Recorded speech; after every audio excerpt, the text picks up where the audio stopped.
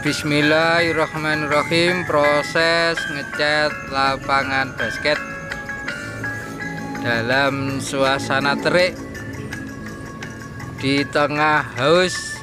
Ngecat harus selesai, yang apalagi catnya warna merah membara, panas njaba njero.